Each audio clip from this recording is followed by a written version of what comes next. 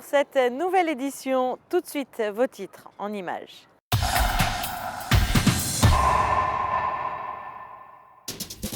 Retour sur la 4e édition de la New Generation, coup de projecteur sur l'exposition de la galerie Academia Fine Art qui rassemble des photographies du prince de Yougoslavie. Et nous refermerons ce journal avec la fameuse vente aux enchères de l'Hôtel de Paris. Et pour débuter ce journal, je vous propose d'écouter le président du Conseil national, Laurent Nouvion. Il explique au micro de Sandrine Nègre les enjeux et les priorités de la 9e session plénière de l'Assemblée parlementaire de la Méditerranée qui a débuté ce lundi en principauté. Je crois qu'il y a des discussions qui sont en cours jusqu'à mercredi, qui vont se clôturer par un accord signé entre l'APM et une banque d'investissement qui est très important.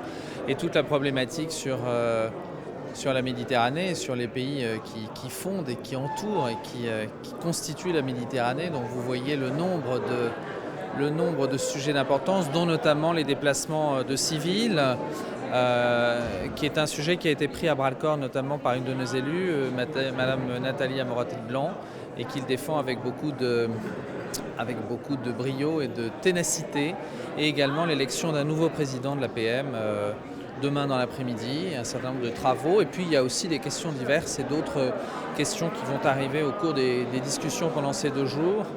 Et tout n'est pas prévu, et c'est aussi l'avantage de ces discussions de parlementaires. Et je crois que c'est un grand honneur pour le Conseil national, avec le soutien du prince souverain et de son gouvernement, d'avoir accueilli cette session à Monaco pour la 2e fois, puisque la première fois était en 2008. Donc je suis très heureux de les accueillir et ça me fait particulièrement plaisir.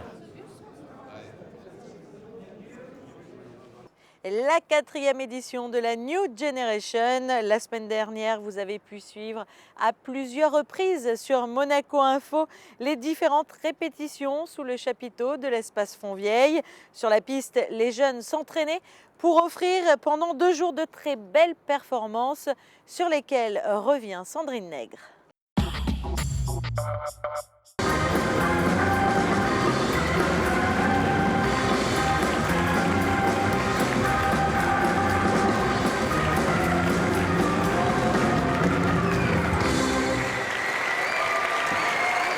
Claque de fin pour cette 4e édition de la New Generation. Pendant la durée de tout un week-end, ces jeunes talents ont offert un bien joli prolongement au Festival international du cirque de Monte-Carlo.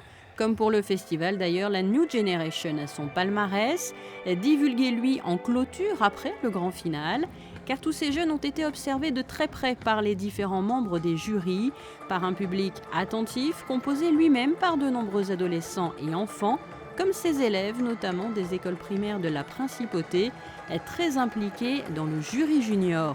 Ils ont porté un regard admiratif sur tous ces exploits proposés sur la piste du chapiteau Espace Fontvieille, mais un numéro les a séduits tout particulièrement. Alors c'est le Rolla Rolla. Et moi ce qui m'a plu c'est que c'est comique, que le petit garçon arrive avec la maîtresse qui se fait gronder. Et après, il se met sur plein de tubes et il danse. Et c'est vraiment formidable. Et toi ? C'est pareil parce qu'au début, il s'ennuie un peu et après, il se lance sur un jeu difficile que les autres n'arrivent pas à faire. Qu'est-ce qui vous plaît dans le cirque ? Moi, c'est le roula boula. Moi, c'est les acrobaties sur les objets. Comment ça s'est passé pour que tu arrives dans ce jury ? Je crois que tu as participé à un concours de dessin ? J'avais fait une bande dessinée, c'était une histoire de clown. Au début, il y avait de l'acrobatie, après il y avait des clowns qui faisaient n'importe quoi, du jonglage. Notre maîtresse elle nous a inscrit à un concours de dessin et après toute la classe a fait un dessin. Alors qu'est-ce que tu as choisi de dessiner toi ? Un clown qui tient des ballons avec des dessins dedans. Des artistes jeunes certes, mais qui ont tout de grand. Professionnalisme, souci des détails, gestes précis et minutieux, implication, rien n'est laissé au hasard. Des caractéristiques qui définissent bien d'ailleurs le travail des artistes récompensés cette année par un Junior d'or, les jeunes Gigites, qui ont en pleine année de la Russie à Monaco proposé de très belles prestations équestres.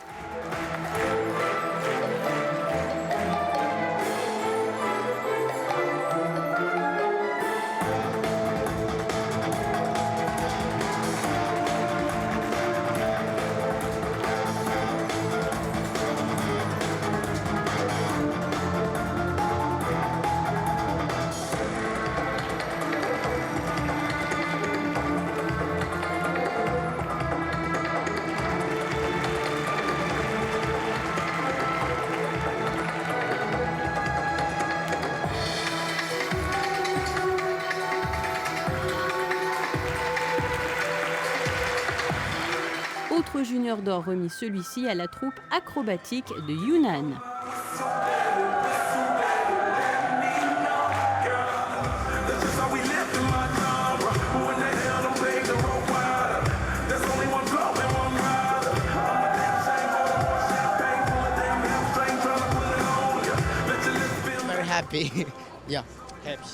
Très heureux, vraiment, nous aimons Monte Carlo, ce chapiteau, cet endroit, et nous allons nous préparer pour une prochaine venue. Ces prix saluent donc le travail réalisé par tous ces jeunes artistes. Certains connaissent bien Monaco pour être issus de familles ayant déjà participé au Festival international du cirque de Monte Carlo. Ballet, clown, parcours, jonglage, contorsion, la variété des numéros proposés était très riche. Une venue très attendue, celle des éléphants d'Elvis Serrani.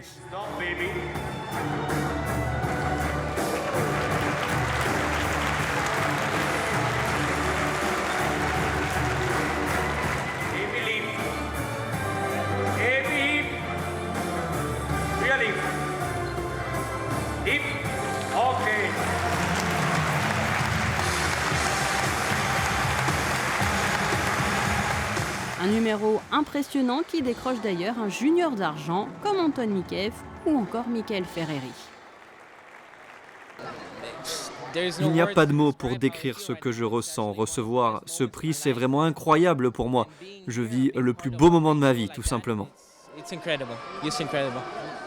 Plusieurs talents venus du monde entier, donc pour un festival très cosmopolite. Mais Monaco était également bien représenté. Pour la première fois, les équipes de Femina Sport ont participé à la New Generation, une première fois couronnée de succès, puisque la troupe quitte la piste aux étoiles avec un junior de bronze.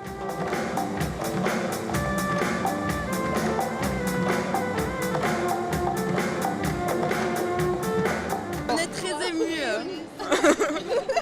Comment vous vous êtes senti à l'annonce de ce prix ?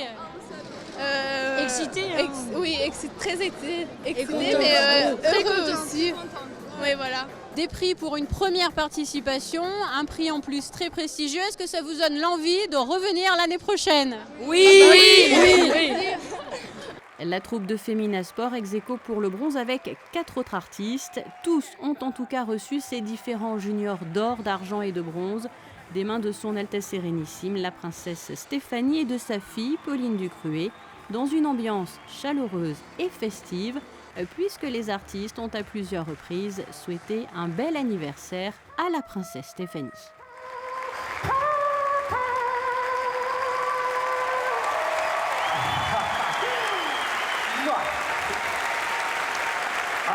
La vente aux enchères des meubles et objets de l'Hôtel de Paris s'est achevée la semaine dernière en principauté. Une vente qui a rassemblé de nombreux amoureux, tous ayant souhaité conserver un souvenir de l'établissement mythique de la place du Casino. Voyez ce reportage. Un résultat extraordinaire, bien au-delà des attentes. 3 millions d'euros récoltés, soit 3 fois l'estimation initiale pour cette vente aux enchères exceptionnelle. Nous sommes très contents, ravis, un moment unique, historique. Et nous sommes très satisfaits du retour qu'on a eu par rapport à la clientèle, à notre clientèle la plus fidèle, de personnes qui se sont approchées à la principauté, à l'Hôtel de Paris. Et les résultats sont au rendez-vous et bien au-delà des attentes. Le mobilier de l'Hôtel de Paris et ses objets se sont arrachés à prix d'or. Tout a été acquis.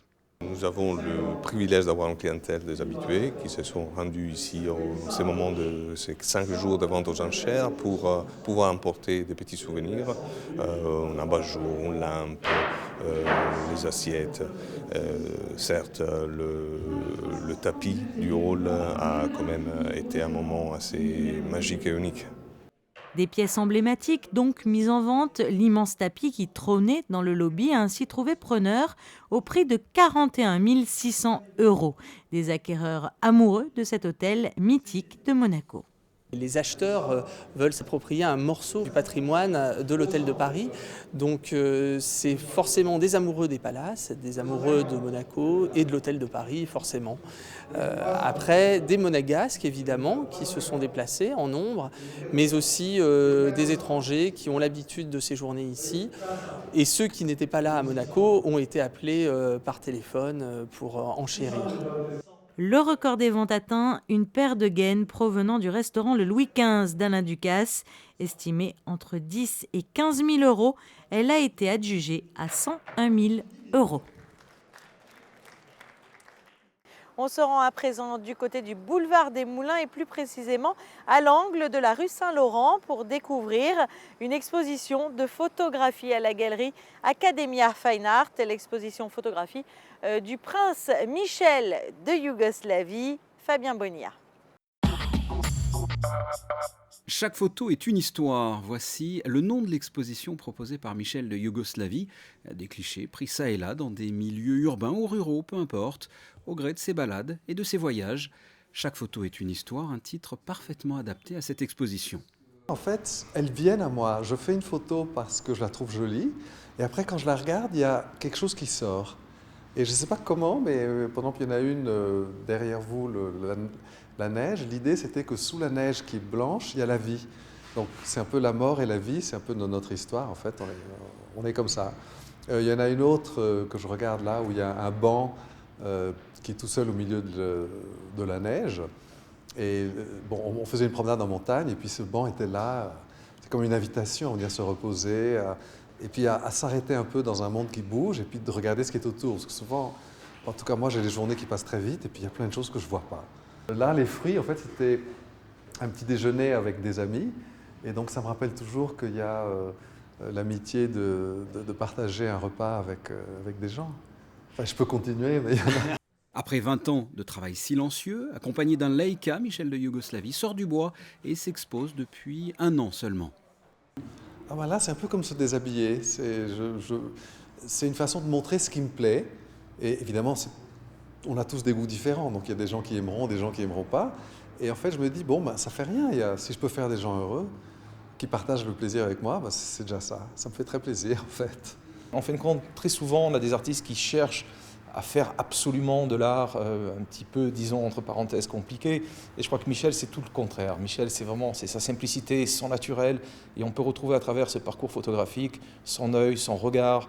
Et c'est en fin de compte ces images qui posent et qui sont vraiment en paix, on les sent tout à fait en paix. Et il arrive à capter encore quelque chose avec un regard, avec une certaine qualité de beauté dans ces images. Chaque photo est tirée à 7 exemplaires uniquement. Cette exposition est visible à la galerie Academia Fine Arts jusqu'au 28 février. Passons à présent en revue votre carte météorologique pour les jours à venir. Mardi, le temps se détériorera, des nuages de plus en plus nombreux en cours d'après-midi et la pluie s'invitera en cours de journée. Davantage de vent, surtout en fin d'après-midi, et une grande fraîcheur. Comptez 7 degrés pour les minimales et 9 pour les maximales. Mercredi, le temps médiocre persistera, toujours des averses en cours de journée. Jeudi, un temps gris et quelques rayons de soleil, le vent sera par ailleurs très frais. Vendredi, des nuages encore menaçants et de courtes éclaircies. Ce journal est à présent terminé. Retrouvez tout de suite Frédéric Hélion qui vous présente son journal des sports. À bientôt.